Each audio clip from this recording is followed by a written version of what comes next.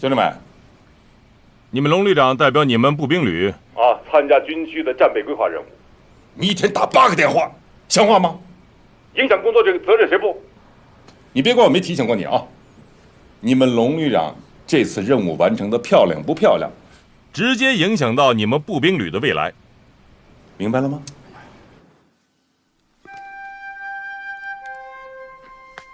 你可真能忽悠！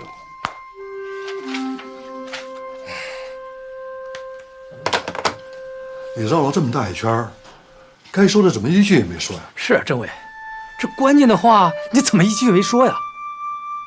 我倒是想说呀，可这话到嘴边，我是怎么也张不开这个嘴。龙旅长的脾气你俩都知道，一旦说不好，他张口就要骂你的。骂你也得说，过了这个村可就没这店了。是啊，我们跟严副省长搭上这个桥，我军长办的朋友就可以出面找他，这咱们以后的路就全都解决了。你说的这些道理我明白，可是你们还是不太了解龙旅长。龙旅长脾气再大，他也要为咱们部队建设着想嘛。军转干部安排的好不好，这也关系着咱们部队的建设，你说是不是？你说的也是啊。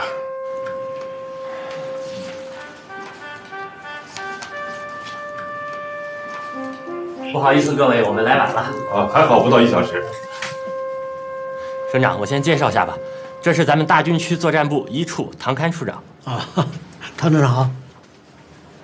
是集团军步兵旅龙潭旅长。你好。你好。战区空军海军作战处2位处长。省长好，我是军区军教运输部的小范。范处长，经常到我们地方上来检查工作啊，我得谢谢你啊。应该的。这嗓子怎么了是？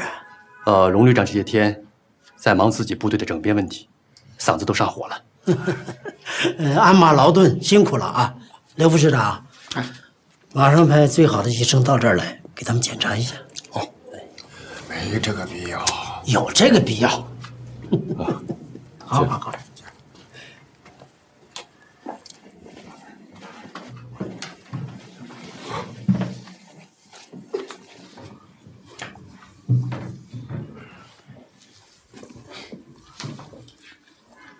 好，我再次隆重的介绍一下，这位是我们省政府的严副省长。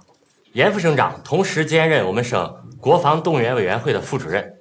今天专门抽时间带着我和高阳市的刘副市长，代表省市党委政府领导来看望唐处长等一行勘察组领导们。严副省长一会儿还有个会，先让严副省长给大家讲几句。好。首先呢，我代表省委，代表省政府，对大家的到来表示欢迎。大家亲自实地勘察机场的建设啊，风餐露宿，雷厉风行，非常非常辛苦。《三国志》诸葛亮传有语云，说是呢，百姓岂敢不箪食胡浆，迎将军乎？就是指的老百姓用饭菜来犒赏我们的军队。也就是说呢，我早就应该设宴欢迎大家了。可是最近呢，省里的事儿多，活儿也多，所以呢，我来迟了，还请大家多多的见谅啊。杨省长能来就好，没有关系。高阳机场被列为部队和国家计划，意义非常大，也是我省人民心中的大喜事、善事。这个项目呢，对国防建设的重要性和必要性，在座诸位肯定比我理解的更深刻，我就不多说了。这个项目，也就这个机场建成以后，将会对周边的人流、物流，它所产生的影响，那是不可估量的。所以呢，我们大家都翘首企足，期盼之切啊！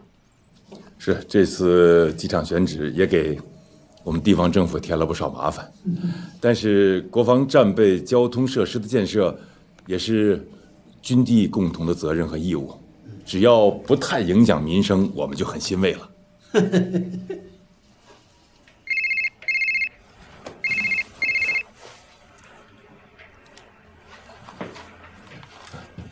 那我就把情况给您汇报一下。好。老薛，什么事儿？龙旅长，刚才还有一件事儿忘记说了。你快说。你现在是不是和省里的严副省长在一起啊？你这消息够快的。那当然了，干侦查出身的嘛，更何况现在又是特殊时期。别白活了，有什么事儿快说，里边开会呢。是这样，龙旅长，王副政委呢从军区得到消息，说我们旅8、9不离10要撤了。军区的有关领导私下说，让我们早点做准备，也就是联系一下转业的事情。我不转业，我要当一辈子兵。哎呀，我的旅长啊，我知道你要当一辈子的兵，你当然不转业了，对不对？我们旅撤了，你可以去别的部队，问题是我们呢，所以我们还得早做准备啊。你是想让我帮你们找严副省长是吧？龙旅长，还是你了解我们呐。是这样，这个严副省长呢和省里分管军转干部的王副书记特别熟，那关系不一般。我们部队的这个军转干部有好几个都是托他的路子，安排的都不错。咱们这个王副政委啊，为了见严副省长，那跑的。薛平，你给我打住！我告诉你啊，我这个人不善于拉关系，我也最讨厌拉关系。第二，唐侃对这个严副省长非常反感，两个人现在正在会议室里较劲呢。这个时候我找他，只能适得其反。另外，部队你们不能给我带散了，当一天兵就得干好一天，别老提转业，要提打仗。我就不相信上级忍心裁掉一支随时准备打仗的部队。行了，别说了。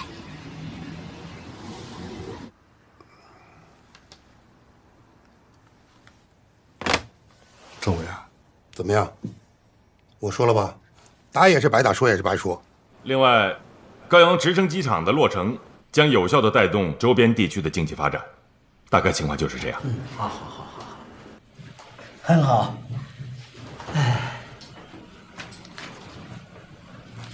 刚才呢，唐处长讲的非常好啊。部队搞机场建设，作为地方上应该全力支持。唐处长，你们要人有人，要钱有钱，要物有物啊。这个问题呢，可以和刘副指长你们细谈一下。好。唐处长，我还想呢，请部队帮地方上解决一点小小的困难。哦，那您讲。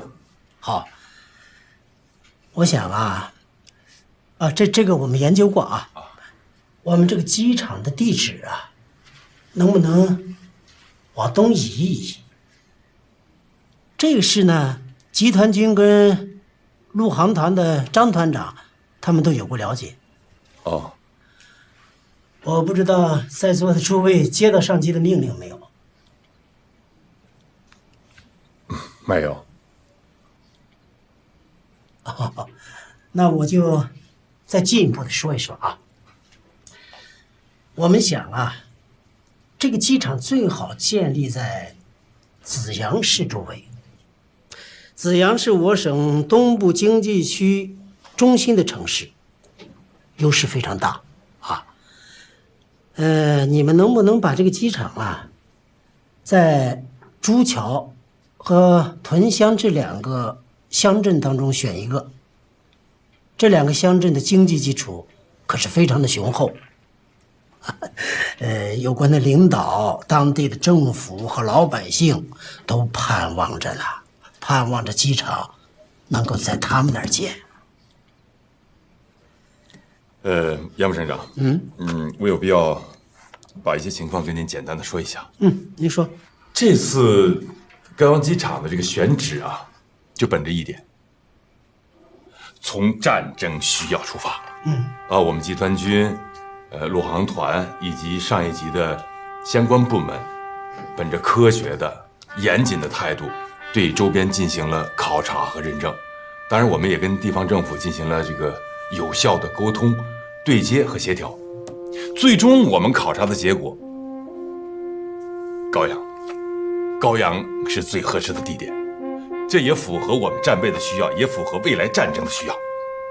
当然，严副省长，你的意见我们会向上级部门汇报。很好，很好。我呢希望你们能够帮助我们呼吁呼吁啊。还有一点，明天上午的军地协调会，能不能由地方上来主持？不可以。军事协调会怎么可以让地方的首长来主持呢？好，那就这样啊。好。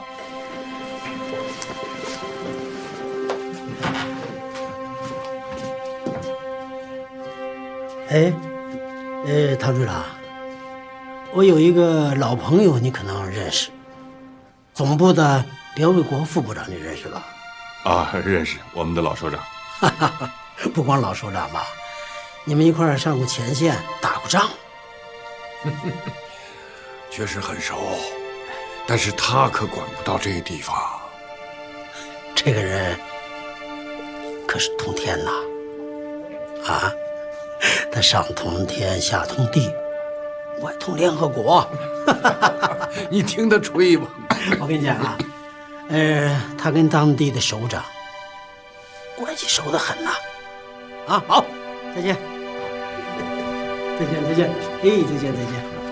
地方首长再见。好，就这样。好。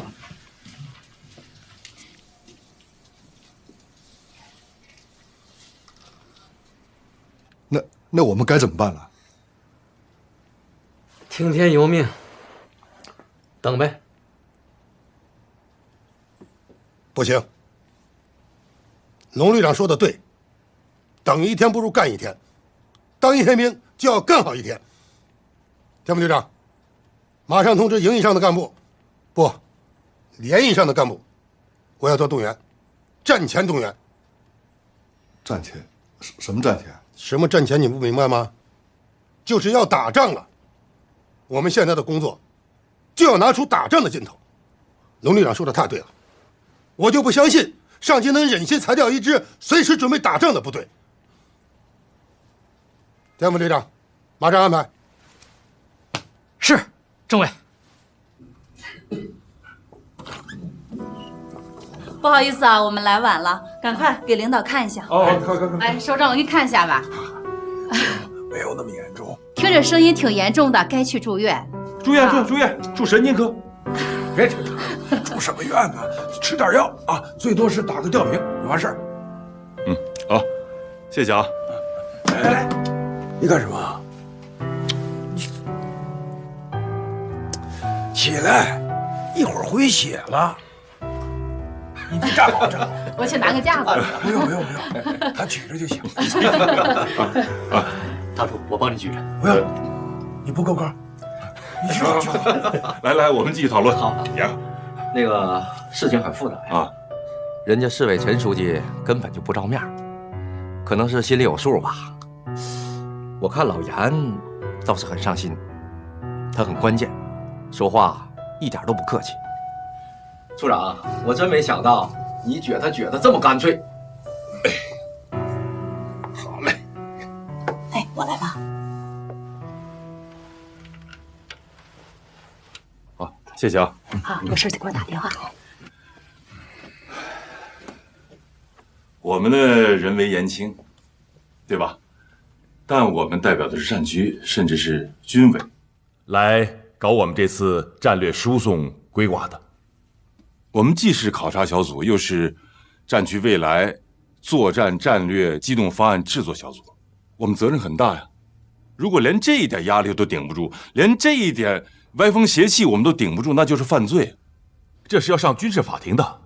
处长，现在像你这么有骨气的干部不多呀。战区、集团军机关，有些干部见了上级领导，一句硬气的话都不敢说。哎，张团长，你可别一概而论，我们这是为工作。就是这样，包括你樊处长，说话一点不硬气，我不喜欢这样。团长说的对，该硬就要硬起来。让我一个小处长去跟人家副省长硬，你们都听见了，严副省长是唐处和龙旅老领导的铁哥们儿，咱们啥硬？人家不知道什么时候削咱们一下，那就够咱们使的喽。严副省长瞎吹，见了高驰他就怕。他说认识别副部长，人家认识他吗？我觉得这样的领导真的是不称职，整个就是胡闹。这是关乎到我们未来战争的一个军用机场，啊，招呼都不打，说把地址改一下就要改一下，还要主持我们的军事会议，他疯了吧？他以为他是谁呀？一个机场随随便便能挪100多公里，那未来打起仗来怎么办？我们这一个机场开了这个口子，那是不是所有的机场、公路、码头都可以这么干？这仗还怎么打？这样的领导太不像话了。哎呀，问题是你刚才的反应也太快了，你根本就没动脑子。恰恰是我动了脑子才反应这么快的，就是要迅雷不及掩耳嘛。你说我二呗？说的太对了。啊，我不是这意思，就这意思。唐处，你看这个事儿要不要向齐副司令员汇报一下？不用了，首长很忙。如果什么事儿都跟首长汇报的话，那还要我们干什么呀？啊？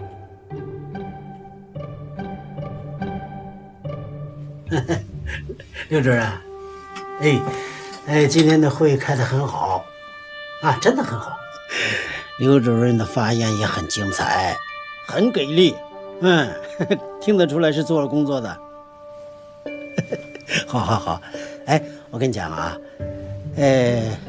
紫阳建机场的事儿啊，你还得跟上面去沟通沟通，啊，去做做工作。对，我呢，在家乡父老面前是拍着胸脯的。是，如果建不成，你说我这副省长的面子往哪儿搁呢？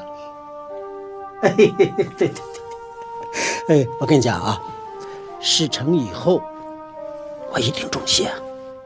就是一定重谢，不是开玩笑啊。好，再见哈。谢谢了啊。好。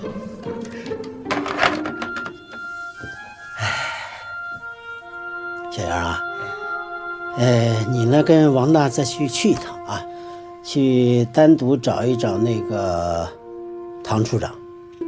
我跟你们讲啊，上边的首长是很给面子，他不就是一个小小的处长吗？哎呀，过去不就是一个七品芝麻官？怎么着？他能挡住我这副省长？好，你们去吧。该做的工作还是要做到位。好的，省长，您放心，我们这就过去。好，走了，走吧。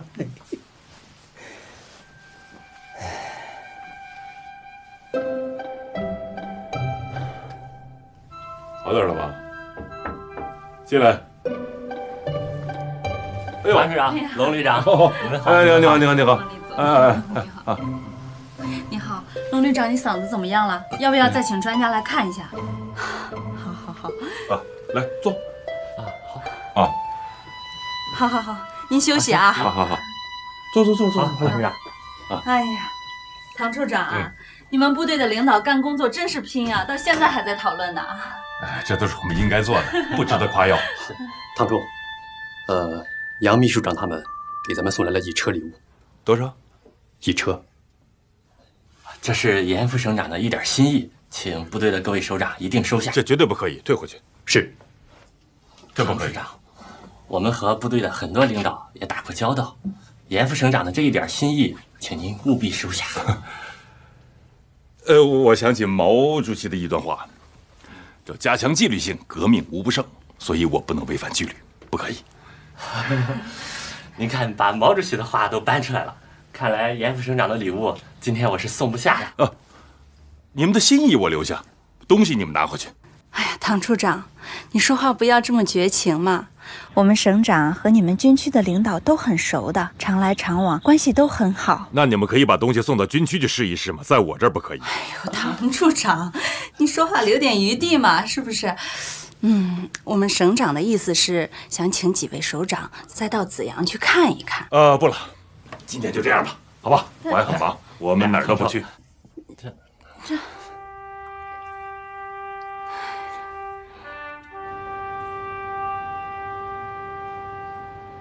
一个处长有什么了不起？不就是个七品芝麻官吗？是，就是一个处长。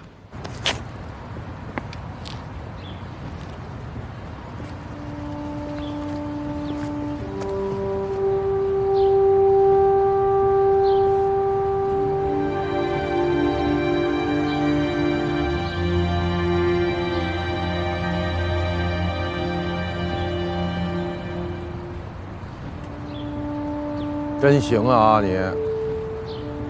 找了你半天，电话也打不通，躲谁呢？没电了，少来！打电话的人太多，躲了吧？说说，说什么？你心根本就不在这儿，天天惦记着跑，说什么呀？呵呵。哎呀，旅里的事儿啊，确实挺让我闹心的。我这思想有点开小差，这是我的错误。还知道？哎呀，我对于现状是非常无奈呀。你的为人我了解，你是个思维缜密、有大局观的人。有你在，需要我操心的地方还真不多。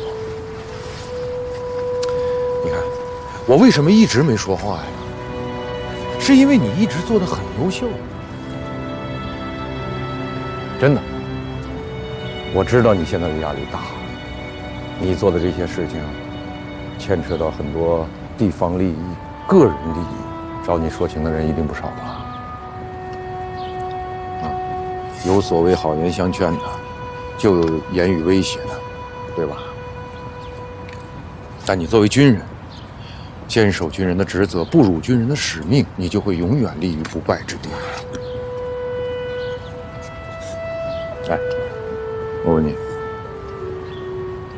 这么多人打电话，齐司令给你打过电话吗？没有。所以啊，你更应该清楚，你的坚持是对的。不瞒你说，我觉得我是在孤军奋战，我一个人的力量实在是太小了。我总担心我的坚持到最后就是徒劳的。屁话！你怎么会是一个人在战斗呢？你，还有我们是代表着战区，我们有军委，有党的支持，我们是在为国防事业做贡献。国防无小事啊，同志，这还用我跟你说吗？这么些天，你终于说几句人话。我还得办点人事呢。怎么样？比比？比什么？射击呀！射击？我不跟你比，你是这方面的权威，全军比赛你就没拿过第二，你拿你的强项来挑战我有意思吗？来吧，同志。哎，不好意思啊，这个也是我的强项。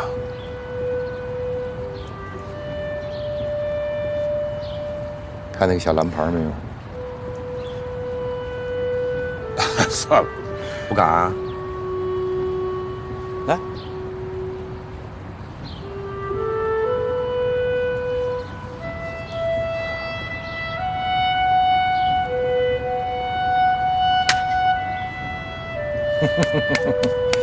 你看，没有什么权威是不能挑战的。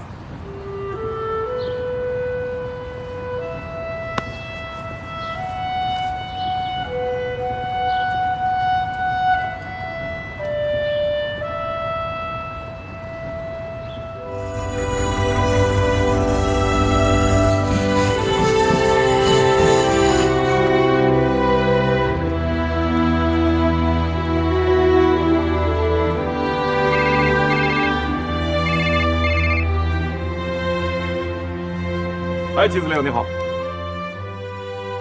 晒黑了吧？还行吧，有一点。谢谢首长关心。高阳机场这个事儿，你们干得很出色。别管他们，他知道一个直升机大队多少架飞机，多少个保障单位。你们的意见才是最有参考性的啊！谢谢首长鼓励。我早就跟你们说过，军事干部就得有点二杆子精神。我们都是首长带出来的兵，一定不会给首长丢人。不要怕，天塌不下来。是，我们一定按照首长的要求完成战略输送规划。你放心吧。只有这样，你们搞出来的规划我才放心。黏黏糊糊弄出来的规划一锅粥，打起仗来都不知道能不能用。真有事儿，部队乱成一锅粥，你们就是犯罪。好，明白。你这个文绉绉的处长，骨头很硬啊。首长给的赞誉很高嘛。唐堪，我们是管打仗的。过去一上阵就要砍掉敌人的脑袋，现在一上阵，首先要打掉他的航母编队和重型作战集群。没那二炮精神不行啊！我们党的老一代革命家之所以能够领导人民取得胜利，最关键的是2个字儿，那就是较真儿。谢谢首长支持，你们抓紧进行，我等着你们带着成果回来。司令员和政委也要听你们的汇报。是。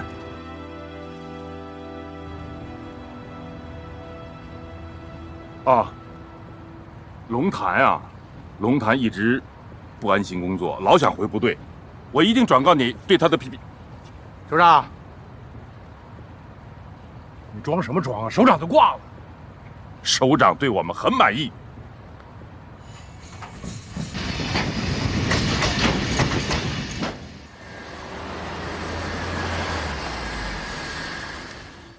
黄医生，我到病房去看一下。啊，你去吧。小李呀，黄医生，哎，好，小冷在忙着呢，好几天没看着你。哎呀，就是呀。哎，小冷，你老公什么时候回来？不知道啊，这走了好长时间了，信也不来。哎呀，说工作保密，算了，不管他。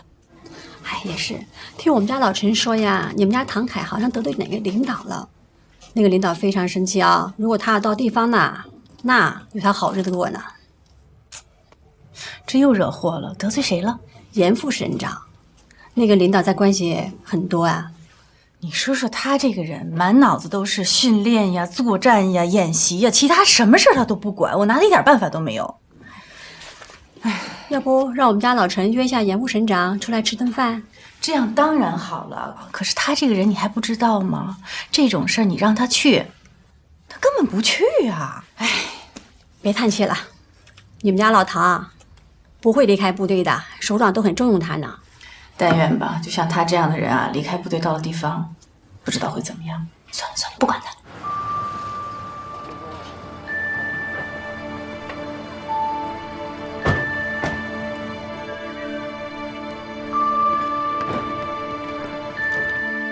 这次战略输送规划任务，你们完成得很好，向军区首长们的汇报也很出色。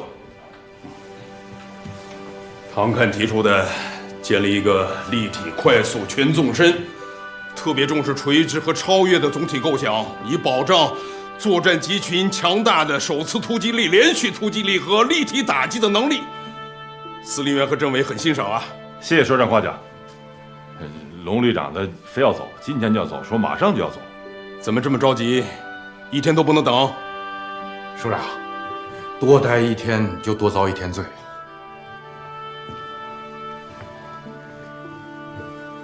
你刚才说什么？我说多待一天就多遭一天罪。你这嗓子不是挺好的吗？这之前都是在演戏。没有，前2天嗓子确实出了问题。这他知道，我不知道啊。你小子那点鬼心眼，我还不知道。都别站着了，过来坐着吧。是。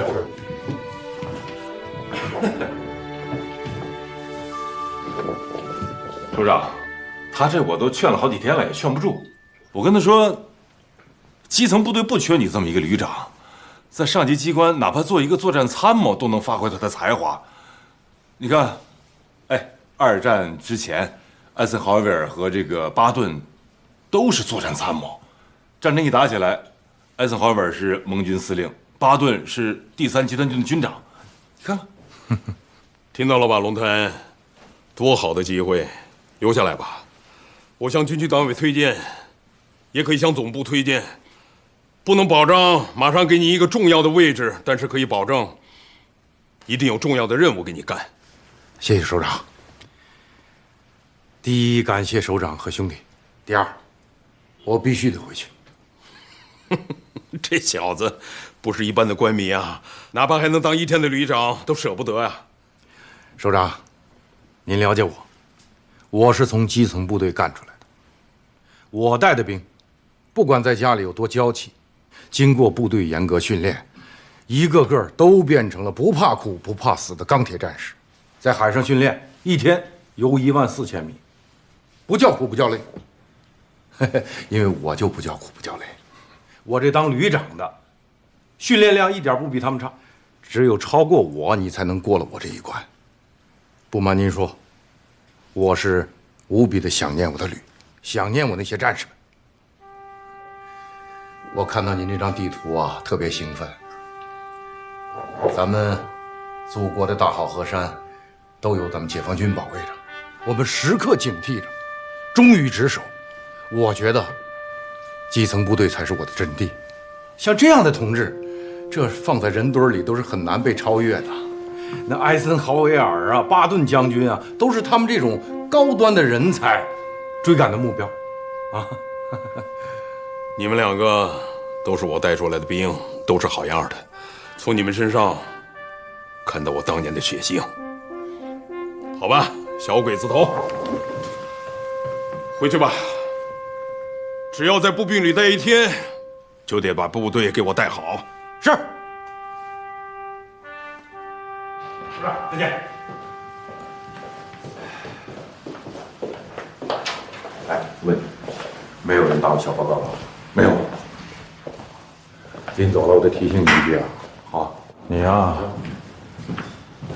智商高，学历高，善于进攻，长于进攻。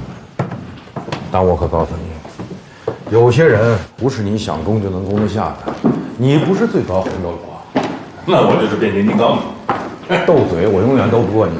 哎，我说正经的啊，你确实有很多东西值得我学习。就说你对步兵旅的这种情感，就非常执着。我这都是跟毛泽东同志学的。哦，在中国，你必须把毛泽东同志的军事思想吃透，那才行啊。你艾森豪威尔啊、巴顿将军那套，在中国不一定好使。这我不能认同。那咱走着瞧，走着瞧。哎，不过我将来还得好好管着你。你这管就是关心。好，好的，好的，我知道了。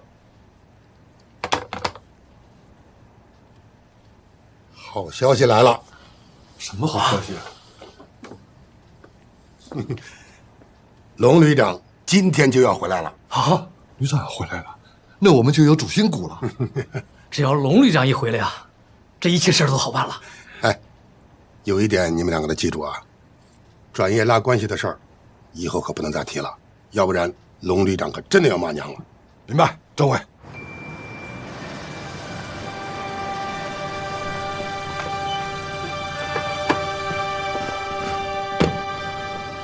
哎呀，龙旅长，你可算回来了啊！旅长，旅长好。旅长，这一路劳顿，上你喝杯茶休息会儿。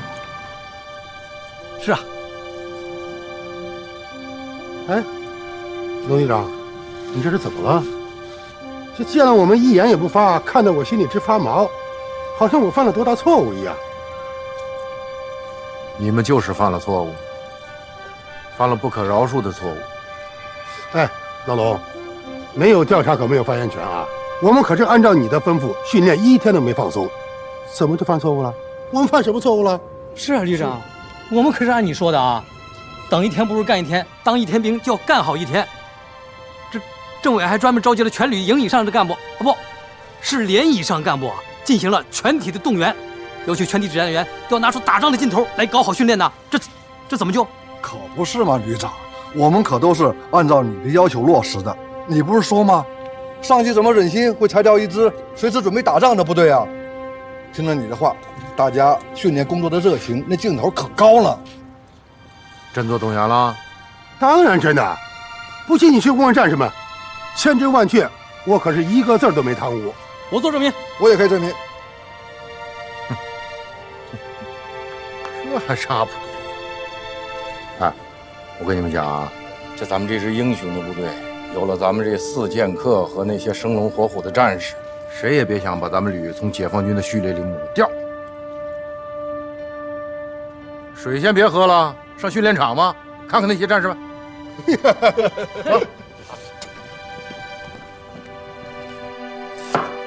报告。来，进来。哎，回来了，人呢？谭俊义啊，旅长说他忙完旅里的事就回来。哦，行。您看我这箱子把你放在哪儿？不用了，你就放那儿吧，我自己来就行。你回去跟旅长说一声，让他今天晚上务必回来吃饭啊。是。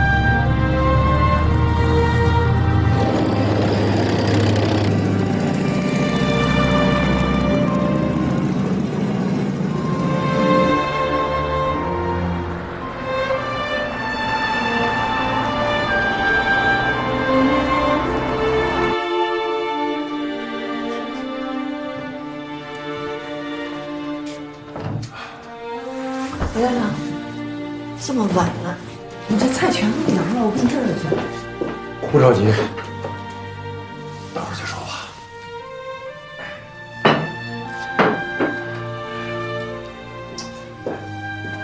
怎么了？我那身新军装好找吗？好找啊，那不是在屋里大立柜里吗？明天你把它找出来，给我熨一熨。我上你弟弟那儿照张相。哎，这不年不节的，照什么相啊？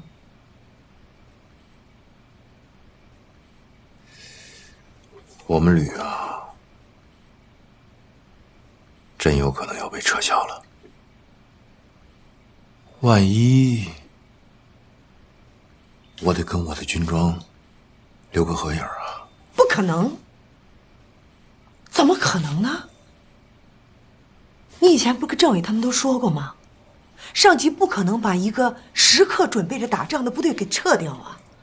你们旅绝对不可能从解放军的序列被裁掉的。那都是我给别人鼓劲儿的话。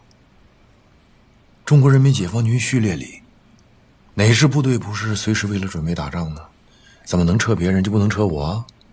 我是谁啊？你是龙潭，你就是个当兵的料。去找唐凯，去找齐副司令，找他们，你求求他们，让他们给你调动个单位，调到别的旅去。你到别的旅一样能干好，你必须得留在部队里龙潭。说的容易，那全旅4、5千人，我是旅长，我都当了逃兵，那这支英雄的部队真就没有了。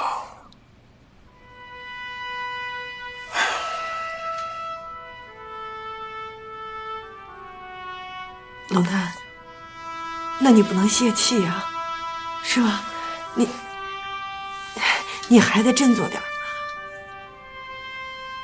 你是个创造奇迹的人，真的，你是个创造奇迹的人，我相信肯定有奇迹发生。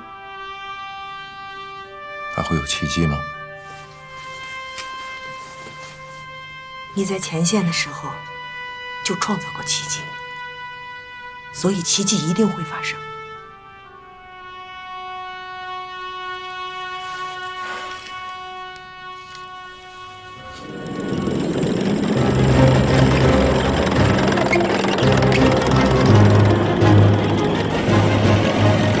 龙潭所在的步兵旅，在旅长龙潭的带领下，时时想着打仗，以打胜仗的标准强化训练，训练成绩十分突出。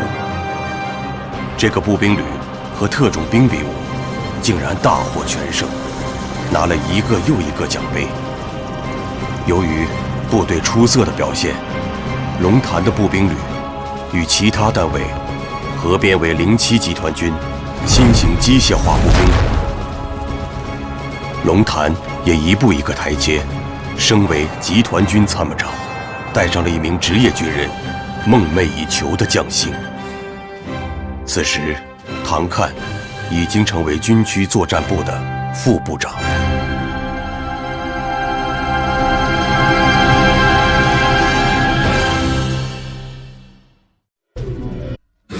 2008年5月12日14时28分04秒，四川汶川等地发生了8级强烈地震，大地颤抖，山河移位。这是新中国成立以来破坏性最强、波及范围最大的一次地震，6万9千余人在这次地震中遇难。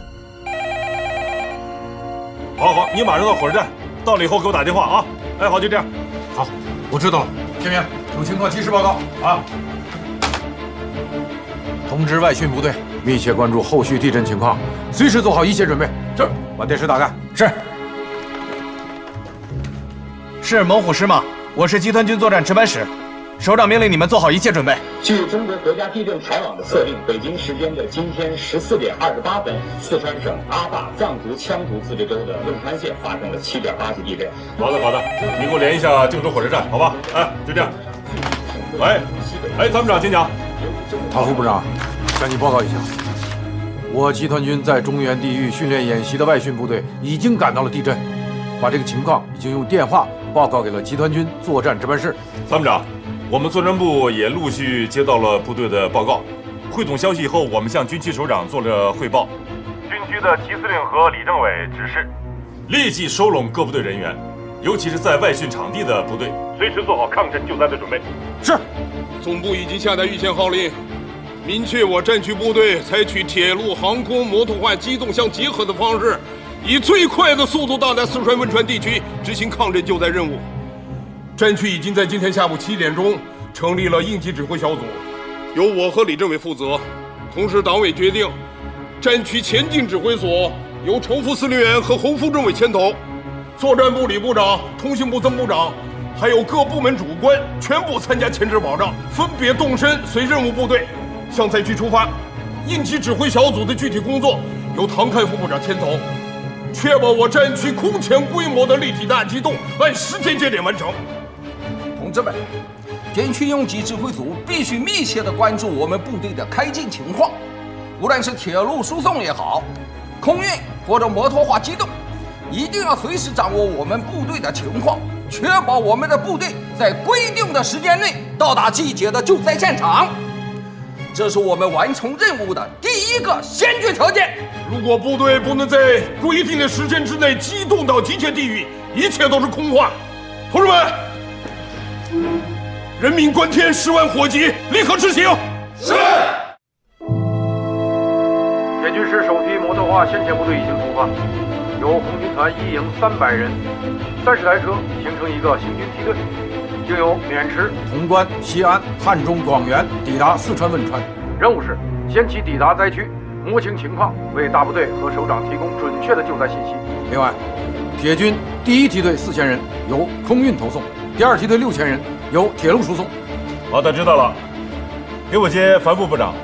哎，樊副部长，各部已经陆续出发了，跨区交通保障的情况为什么还没报上来？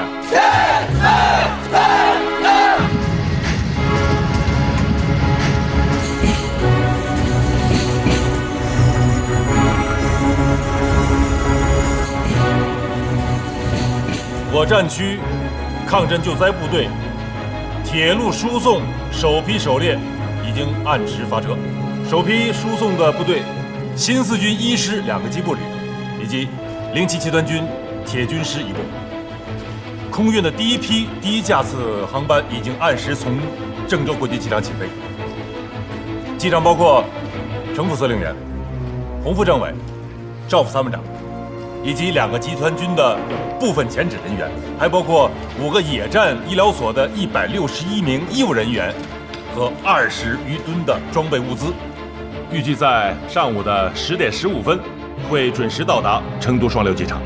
国内多家航空公司的飞机被紧急征用，可以说来一架装一架，满一架飞一架。很好，符合准战争级动员。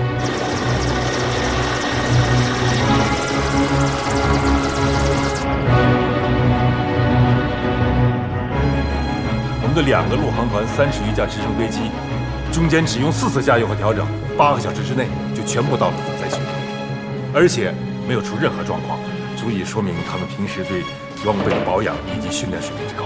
很好啊，这一下子可以展示一下我们陆军的翅膀有多硬。我相信，如果再有一次战争，甲午战争、南京大屠杀的悲剧就不会再重演了。唐副部长，空运是重中之重，今天晚上无论如何要把部队运上去。今天晚上的新闻联播要播报我区部队的空运，这么大规模的空运在历史上也是从来没有过的。部队空运完毕之后，立刻报告总部。是，司令员。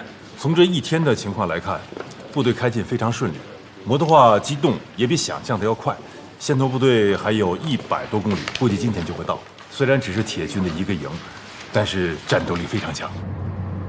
我打断一下，唐副部长，我们铁路运送梯队此时此刻都在湖南境内，输送的军列一路避让特快旅客列车，这人命关天的事儿，你们作战部门就协调不下来吗？啊！你反映的情况我已经向领导汇报了，齐司令员也非常的生气，他亲自给总后的军交部部长打了电话，正在协调，很快会有结果。我再如实汇报一下，我的战士现在已经都急得直跺脚骂娘了。铁路运输慢的问题要积极的协调解决，只要是装弹站允许，我们就要最大的限度压缩列车的运行时间。部队到不了现场，到不了目的地，到不了救灾现场，一切都是空话。是。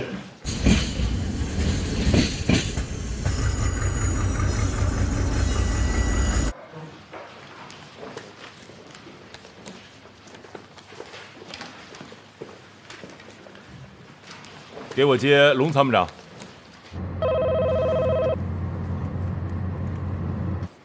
哎，龙参谋长，你这骂人骂的效果不错呀。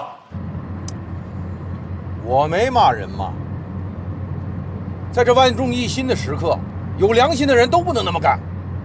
我现在把协调的结果向你汇报一下。铁道部专门下达了调度命令，首先，所有列车，包括客车、动车，都要给军列让行。第二，军列靠站的时间要缩短，军列靠站期间的必要的技术检查必须要控制在15分钟之内。齐司令员对于这个答复非常满意，不知道参谋长你的意思如何？你们的协调工作很有效，大家都辛苦了。人命关天，10万火急，抗震救灾就是命令，人民的生命高于一切。中国人民解放军数10万官兵夜以继日向灾区紧急开进。各部队首长以及战区的2位主要首长的指示，它代表了我们几万名官兵心急如火的焦急状态。大家都清楚啊，同志们，5月13号、14号、15号对于灾区的群众意味着什么？我们救灾的部队早1秒钟到达灾区，就可以多救出一些生命。在我们各部的电文往来当中，多次出现了人命关天这样非公文式的急迫用语，说明这次抗震救灾完全是一场生存战胜死亡的战斗。07集团军明白。同志们，这次救灾到目前为止，各部的表现值得肯定，但是确实也出现了很多纰漏。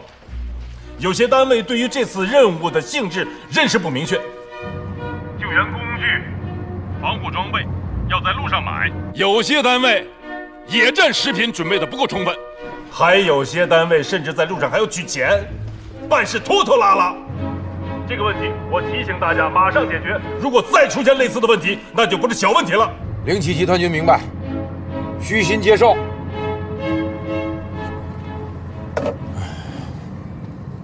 虽然这俩批评都是针对我们的，但是人家说的有道理啊，你不得不服。这就是咱们精英中的精英啊，他在指挥中心，打起仗来，我们不吃亏。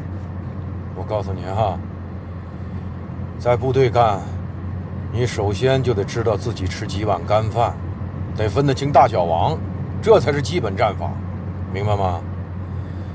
只要你有本事，首长是不会埋没你的。参谋长说的不错，唐凯副部长指挥协调能力特别强，而且敢说话，不怕首长骂。所以啊，首长们才那么重视他。虽然他已经年过50了，但是很有可能当作战部长，而且啊，没准是在我之前当了咱们军长了。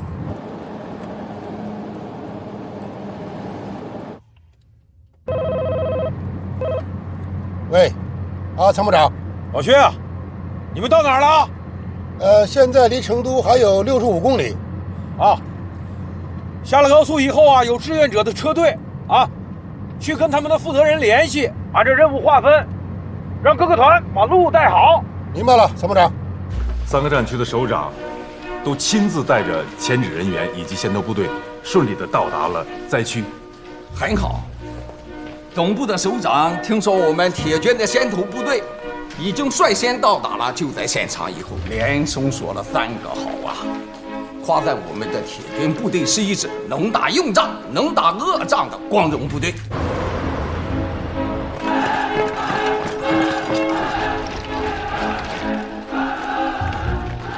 这次抗震救灾，我区部队2个集团军多兵种的远程大机动。宝宝，你看，充分体现了3军将士在国家危难之时高度的责任感和无比的忠诚。那么也体现了我军在新军事变革背景下应对多重威胁、突发危机以及多兵种作战的强大能力。这次远程机动，距离之远、规模之大、行动速度之快，是我军历史上前所未有的。那么人们常把数字化时代的军事行动的初始状态称之为进入行动窗口。我们这次虽然不是经历战火洗礼，也可以称为特殊的进入行动窗口。怎么回事？打不通啊！在我们旅出动了3000多名官兵。唐凯讲得不错，我们刚才在看你这个接受中央电视台的采访，很好。哎，你给小冷打个电话问问，香港这边都已经行动起来了，我要捐款，而且我还要到前线去慰问一下。行。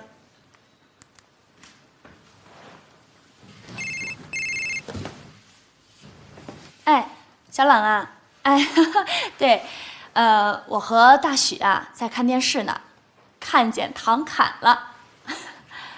啊，大许啊一直在给他打电话，打不通。我这几天也只能在电视上看到他，我也不知道他在哪儿呢。你说他干这活，不就是让我找不着他的活吗？唐大校在电视里很出彩，全世界都知道了。哎，大许这会儿啊特别激动，要去慰问。我听那个谭南嫂子说，龙潭啊现在已经带着部队徒步开进映秀镇了。我们家老唐现在应该在路上，我想办法联络他，让他尽快的协调。哎，你等会儿啊。小冷，哎，我刚才看到我们的兄弟们啊，都已经上去了。我不能袖手旁观，我要去给他们送大红包啊！嗯，谢谢你。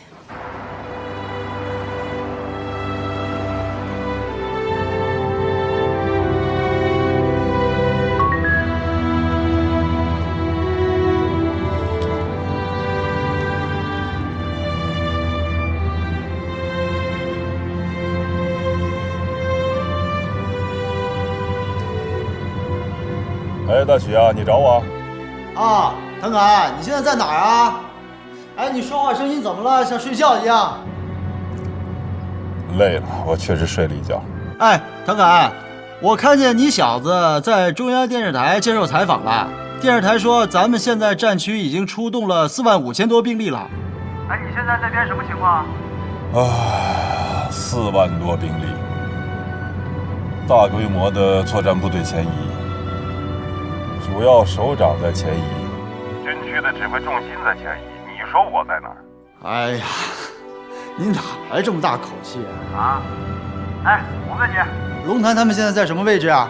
我要去慰问他们。这我不能跟你说。我现在挺忙的，不跟你聊了。我估计你给龙潭打电话，他也不会接。哦，对了。 很多企业还有文艺界的人士都到第一线去慰问了。你要慰问，你就去。狗东西，又给我打官腔！睡你的觉去吧。好，就这样。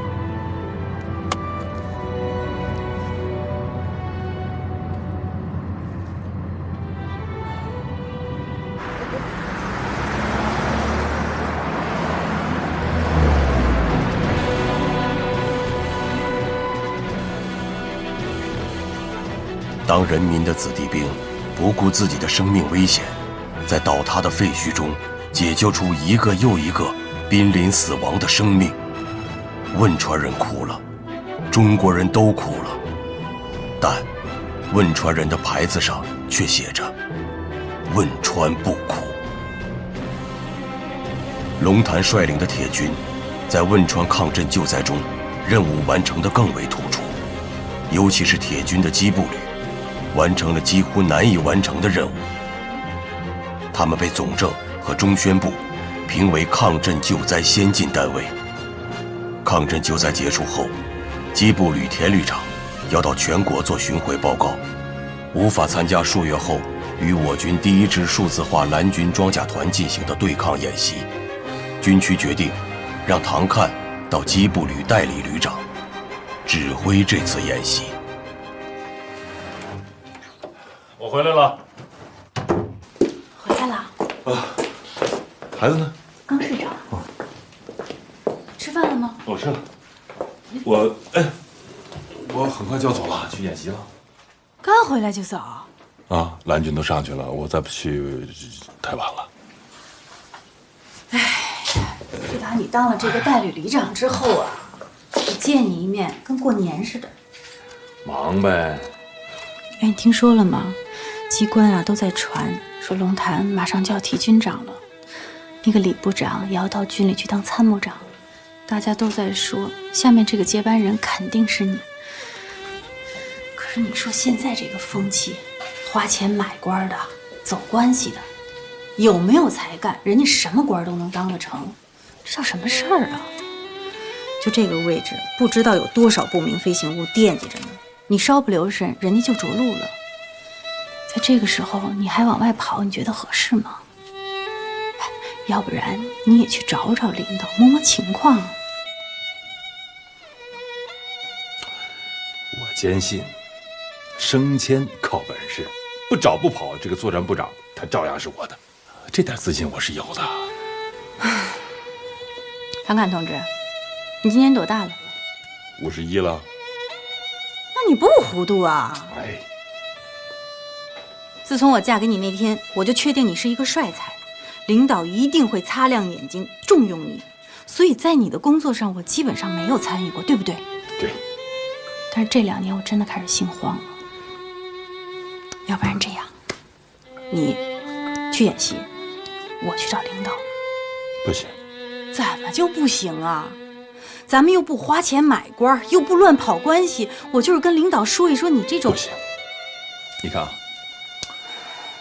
我们都不是圣人，对吧？都是普通人。你说为了工作，为了联络感情，吃个饭喝点酒，我们都有过，这很正常。你要往领导那儿送大礼送大钱，我们首先没有这个钱，我们都是吃工资的，对吗？我们就是有这个钱，我们也不能送，那成了跑官买官了。凡是跑官买官的人都不是好人，肯定都有问题。我没说咱们要花钱去买官啊，你听我说完。我父亲常跟我说，做人，尤其是做军人，一定要铁骨铮铮，一定要挺胸抬头，不对吗？对呀，咱爸说的非常对呀。其实你到机步旅去当代旅长，我心里特别高兴。你说这个提拔得靠才干，我也同意。但是这活儿怎么干？怎么干能干得漂亮？关键你得让领导看得见呢。你看人龙潭，人当军长，人那活儿也是干出来的，官儿也不是买回来的，但是活儿干得漂亮啊。我的活干得也很漂亮，我相信领导的眼睛不瞎。当然，我要向龙潭学习。每一个军人都有一个将军梦，对吧？每一个军人都有当英雄的情节，英雄就是干出来的，不是送礼送出来的。我没说要去给人送礼。跟我来。这首诗的名字叫《英雄》。抗战救灾的时候，我常常读这首诗，写得非常好。英雄是什么？英雄是在生死面前敢于踏出一步的人。英雄是什么？英雄是在危难之时敢于迈出一脚的人。英雄是什么？英雄是浑身弹孔仍用双臂抱紧红旗的人。英雄是什么？英雄是心灵满是伤疤，仍旧眷恋这片土地，仍旧痴情不改的人。英雄是什么？英雄是背上有傲骨，心中敢担当的人。英雄是什么？英雄是你和我和他，是那些甘愿为了伟大的民族复兴奋斗不止的人。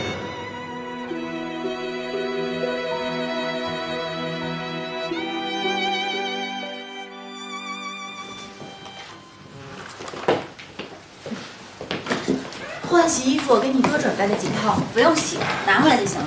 好，我会给你带回一个大大的惊喜。我不要什么惊喜，顺利就好。我会带着胜利回来的。演习没有胜负，平安就好。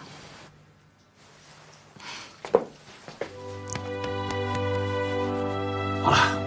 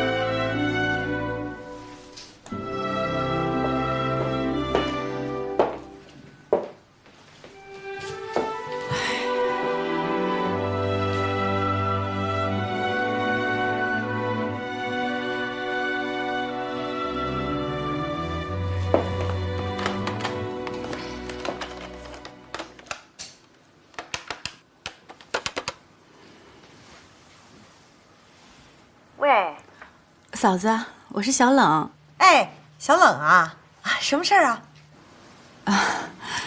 也没什么事儿。唐侃走了，去机步旅，说是有演习。我知道，龙潭跟我说了，龙潭也去啊。哎呦，我跟你说，龙潭可说了啊，这次演习完了之后，那你们家唐侃一定会提的，作战部长非他莫属。哎呀，嫂子，话是这么说，我这2天就为这事儿，我根本就睡不着觉。唐侃这个人你还不知道吗？脾气直，爱得罪人，别人不敢说的话，不敢做的事儿，他都敢。没事儿，别担心了。你们家唐侃那么能干，领导多器重啊！放心吧，这次提拔绝对十拿9稳。我是这么觉得，他要是不犯错误，不得罪人，应该是没问题的。嫂子，你说他都51了，这次要是不提拔，我真是觉得以后也没什么希望了。是，这还真是个事儿呢。你这节骨眼上，他真是不能出错，绝对不能得罪人呐。这样吧，我回头跟龙潭打个电话，我跟他说让他看着点唐侃。这个演习时候绝不能出任何闪失，出闪失那就是龙潭的错，行吗？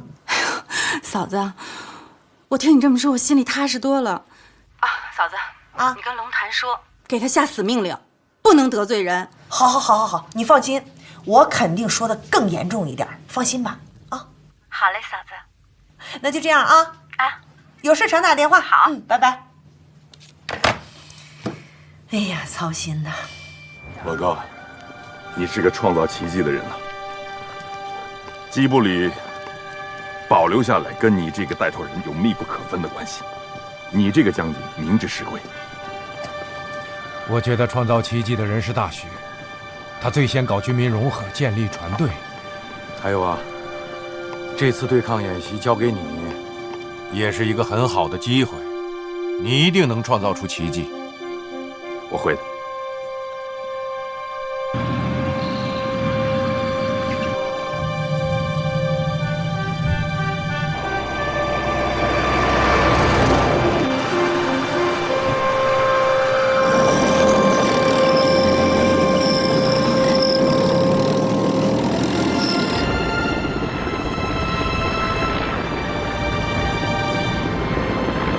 这里应该是我们中部1连的位置，你们班必须在指定的时间到达3号目标。旅长到了，首长好。这是1连长庄来。国际特种兵比赛的时候，荣获海峡雄鹰低空降伞和水下蛙人突击荣誉勋章，荣立过1等功。首长好。我记得你，抗震救灾的时候裤裆刮烂了，拿军用书包挡着的，不就是他吗？对，就是他。报首长。我是装部1连代理班长林卫新。首长，我虽然不是训练尖兵，但我和其他特种兵一样，素质相对比较官硬，形象相对比较帅气。我还有一个特点，首长。报告首长，我是装部1连1班战士马超，一个从小叛逆无忌的少年，今年进入军旅，目标是成为一名让世界军事界为之颤抖的战地王者，兵中之王，一头哮天的孤狼。报告首长，我是副班长，叫陈慧龙，他也是今年入伍。是我们兵中的王中之王，是我们连真正身怀绝技的训练尖子，别号小庄雷，又名猴哥。能让马超佩服的人，那一定是不错，对吧？报告首长。哎，你不用了，我们认识。好，开始吧。啊，你们3个回到各自位置上去。是。首长，好。把情况说一下吧。是，我们装部1连根据军区制定的对抗演习计划，先期到达演习区域，了解到了171团多方面的信息，其中有特别重要的2个信息。第一个信息就是171团的驻训股股长秦阳阳，如果不是对这身军装的崇拜，他可能就是哈佛大学毕业的博士生，而且在华尔街过着舒服的小日子。这是李教官最羡慕的生活。羡慕并不等于向往，我跟秦阳一样，主要是向往这身绿军装。继续。再有一个就是秦阳阳号称量子病毒，先是在国外一个通讯研究机构做研究，后来回到国内的某所大学担任教授，并兼任课题组组长。他是被特招到171团，团长对他很器重，这次要求他亲自带领技术侦察小组潜入我方核心部位，尽可能多的搞清我们的使用手段。刘参谋，简名扼要。还有第2条更重要的信息，那就是171团的团长彭越，他是我军重点培养的未来型人才，曾经留学欧美，而且战法比较独特，既不是欧美俄，也不是日韩。他这个人呢，极其有个性，谁也不服气。不过，这个彭团长对我们唐旅长还是有所忌惮的。他对我们进行了深刻的研究。这次呢，他对拿下我们机步旅还是很有信心。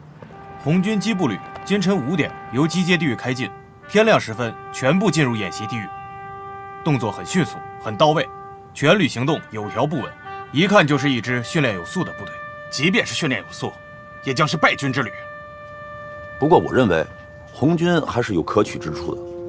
一，他们伪装做得很好，他们的炮阵地如果只靠目视的话，那是很难辨别真伪的。2，他们的斗志很高，每个连队在出操训练的时候，那一个个都是嗷嗷的叫啊，就连卫生队的女兵也都是如此。你说的这些可取之处，面对我们数字化部队，将毫无作为。是啊，副团长说的不错，面对我们这支数字化部队，像他们这样的部队是很难有作为的。我们就是要跟这样的对手去较量，这才有意义，对吧？171这个团非常有特点，他们火力臂长，机动能力强，反击能力也非常强。但我们机步旅也不是一无是处啊，我们也有我们自己的强项。我们的轮式装备的机动性就比他们的履带式装备要强得很多，灵活性很好，对吧？对，是。我们要扬长避短。171团8年没败过了，我们要做的就是要挫掉他的锐气，打掉他的这种威风。如果能给他们造成重创，那我们就是重大胜利。是这样。是。旅长，我看您比我们侦察小组更了解171团。知己知彼吗？知己知彼，百战不殆。只有更多的了解对手的优势和劣势，那我们赢得才更漂亮。我赞成参谋长的意见。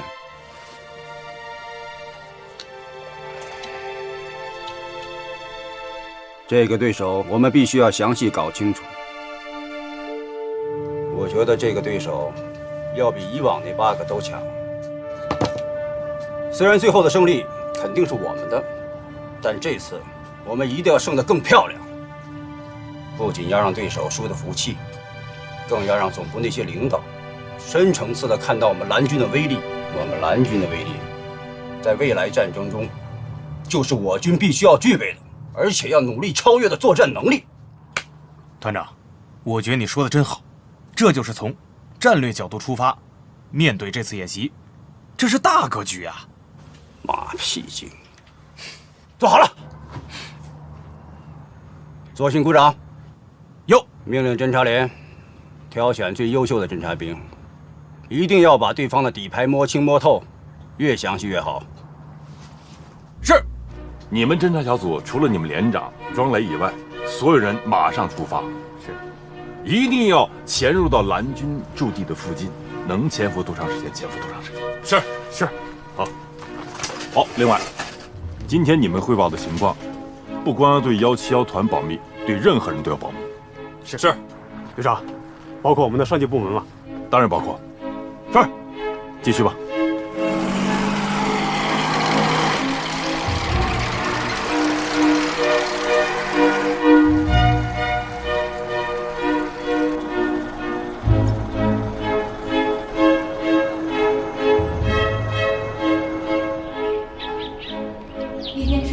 饭后吃啊。好的，谢谢主任。有什么不舒服随时来找我，好吧？好的。嫂子，哎，你怎么来了？我到总院来办事儿，顺道看看你，我想你了。哎，那咱们回家包饺子吃。饺子今天不行了，我得赶快回部队呢。你坐下，我跟你说啊，你给我打电话说那事儿，我跟龙潭打个电话了，他说了，这事儿必须办。哎呀，嫂子，我老给你找事儿。干嘛呀？什么找事儿啊？你也太客气了，咱俩这关系怎么还谈上麻烦了？真行。小冷，不过我觉得吧，你是不是应该给你们家唐侃亲自打个电话跟他说说呀？不管用，他根本不听我的，还不如你们说话管用呢。你可不能这么想啊！人家唐侃啊，别看表面不听你的，那心里不是这么想的。你的话在他心里头，那是非常重要的。这是龙潭说的，咱们不提他了，说说你们家龙潭啊。演习完了之后，直接提军长了吧？这事儿，龙潭从来也不会跟我说，这点儿跟你们家唐侃是一样的，完全不一样。龙潭不说是心里有数，唐侃不说那是傻，他就知道傻干活。唐侃有才呀，龙潭可说了啊，唐侃就是个当将军的料。那现在是没提起来，那要是一提起来，那就得是一飞冲天。哎呦，一飞冲天，让他们俩就互相吹捧去吧。龙潭那不是吹捧，唐侃真的有才。咱军区这上上下下还有几个人不承认的？来，你找出一个来，你找一个。那真找不出来。哎，王医生啊，叫你，主任找我啊，那肯定有事儿。那嫂子，你晚上也不跟我回家吃饭，我不管你了啊。不用管我了，一会儿我就走了啊。哎，唐侃这事儿，我会继续给龙潭打电话的，你放心。他敢不管？他要是不管，我收拾他。收拾他。我就不谢你了啊！不用谢了，走，我送你走，正好。好。报告首长，警卫员程小超正在整理内务，请指示。你们旅长呢？旅长他下连队检查战备去了。哦，他去哪个连队了？这个他没说，要不我帮你打电话问问？不用了，一会儿我去找吧。是。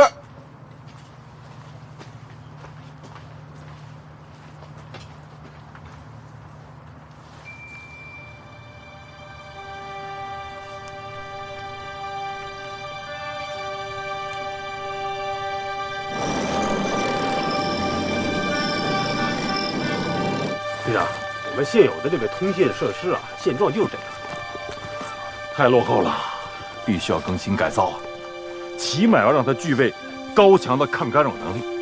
队长，以我们的技术能力，恐怕难以达到。那我们就找高人帮我们达到。要改造设备，得上下级报告。是啊，这种事儿不打报告恐怕不行。打住，要打报告这事儿办不成了。报告旅长，有人找。谁呀？他们拒绝透露姓名。我找指导人到了。什么高人？过去等我。是。我们军工执法研究所的技术人员已经到了，我请的。这件事情只有我们3个人知道，一定要保密，不能外传。你们赶紧去把相应的军用品以及服装从里到外的帮他们领出来，并佩戴相应的军衔和臂章。知道了。是。哦，等等，保密。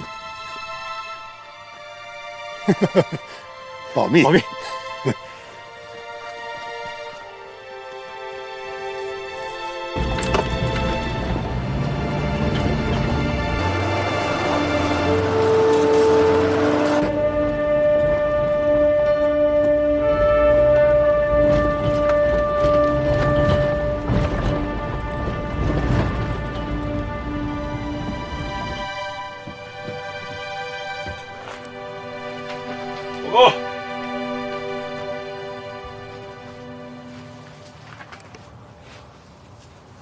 还没休息啊？你不也没休息吗？里边事儿多，忙啊。我找你1天了，你终于露面了。什么事儿？你是不是有事瞒着我？我能有什么事瞒着你呀？那你今天晚上到通信方舱干什么？检查通讯设备啊。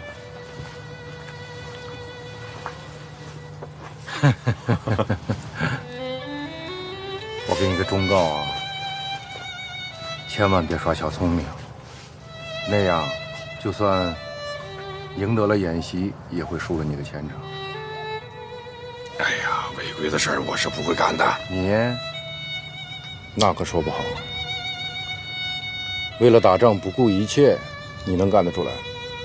这里可能有误会，我跟你解释一下。你不用解释，听我把话说完。为了打仗不顾一切，可能算是你的优点，但是眼下不行。眼下正是你要提拔的关键时刻，需要稳妥。这也是黄小冷同志给我的死命令。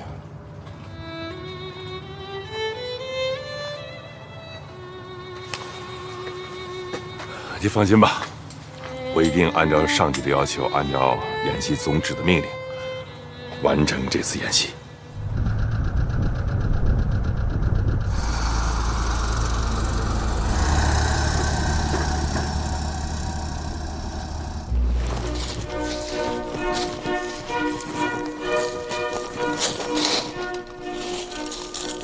老板，我们大概离目标还有5、6公里远，通信保持静默，备好装备，每隔500米停下来休息一下，明白吗？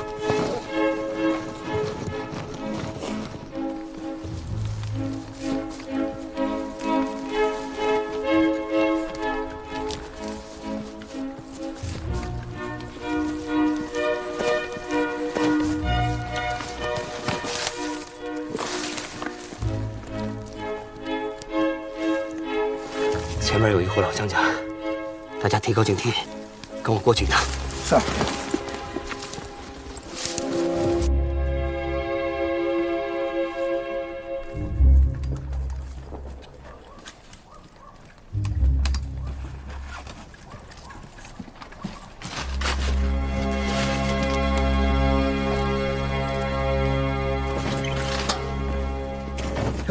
大爷，我们是解放军，是来这儿演习的。你们有什么事吗？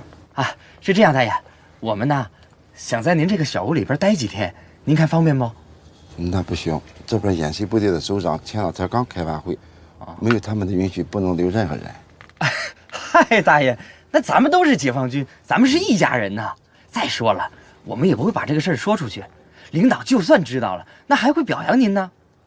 是吧，红哥？是那个大爷，那个哎，这个一点心意先收着。哎不，您收下，您收下。军民鱼水情嘛。那好吧，大爷，还有个事儿，要是别人来了，您千万不能告诉他们我们在这儿，这是演习纪律。行，明白。哎，还有，我们要是进去了，您就把门给我们锁上。我们想出来，就给您个暗号，敲3下门，您就把门开开就行了。行，您明白了吧？明白。好嘞，大爷，那您把门给我们开开。不过我这烟雾挺脏的。嗨，大爷，那军人不怕脏。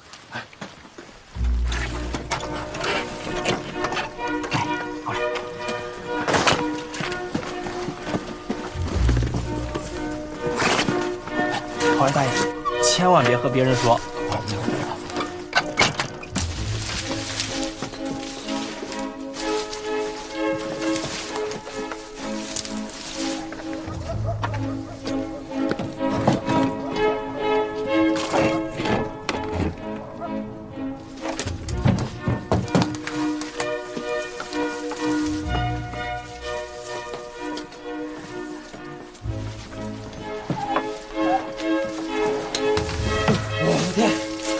这呼吸都困难。班长，哎，咱们在这里待多久啊？起码3、4天吧。那我还真是忘了带几本书来了。哎呀，别冲俺学习的了，再带几本书你走得动吗？啊，手痒痒想电脑了吧？嗨，说什么呢？只有学习才能使我快乐。想不想火线入党？这就是机会。班长，哎，那咱们现在干什么呀？同志们，从现在开始，我们5个人，每2个人一个小组。我和马超第一小组，你们3个抓紧时间休息一下。是。马超，你在这观察。是。